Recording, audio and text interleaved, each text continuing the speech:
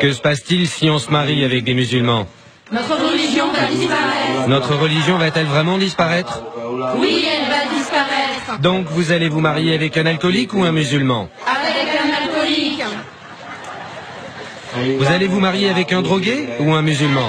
Avec un drogué. Avec un clochard ou un musulman? Avec un clochard. Un chien galeux ou un musulman? Avec un chien galeux. Vous choisissez quoi? On choisit le chien. Oui, choisis le chien. Si tu te maries avec un chien, notre religion va-t-elle disparaître? Non, notre religion ne va pas disparaître. Est-ce que vous pensez qu'il y a un vrai problème avec les musulmans alors qu'ils ne sont que 4% en Birmanie? Parmi tous les problèmes qu'il y a en Birmanie, c'est le plus important. Je dirais même que c'est le problème numéro 1.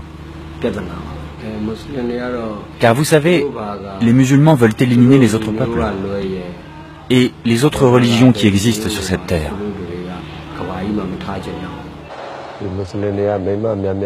La principale menace qui pèse sur nous, c'est que tous les musulmans se marient avec de nombreuses femmes et font beaucoup d'enfants, tout simplement car ils veulent devenir la majorité en Birmanie.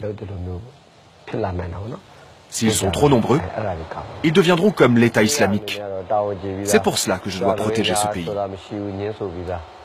Du côté du gouvernement, ils ont pris la bonne décision. Ils n'utilisent plus le mot Rohingya. Ils disent que ce sont des immigrants illégaux. Ils les ont mis dans des camps et ils seraient même prêts à les renvoyer dans un autre pays. Le gouvernement fait du bon travail et le peuple soutient le gouvernement. Cette loi a pour but d'empêcher les mariages entre bouddhistes et musulmans.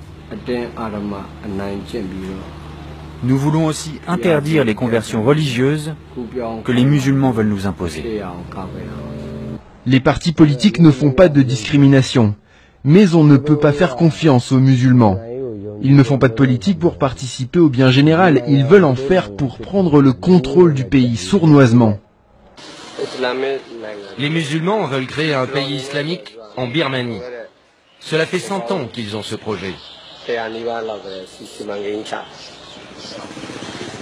Si les gens me traitent d'extrémiste, je m'en fiche. Je dois protéger mon peuple. Nous devons tous protéger notre peuple. Il y a dans notre pays deux problèmes prioritaires qui nous préoccupent énormément. Le premier, c'est la transition démocratique. Le second, c'est la propagation de l'islam.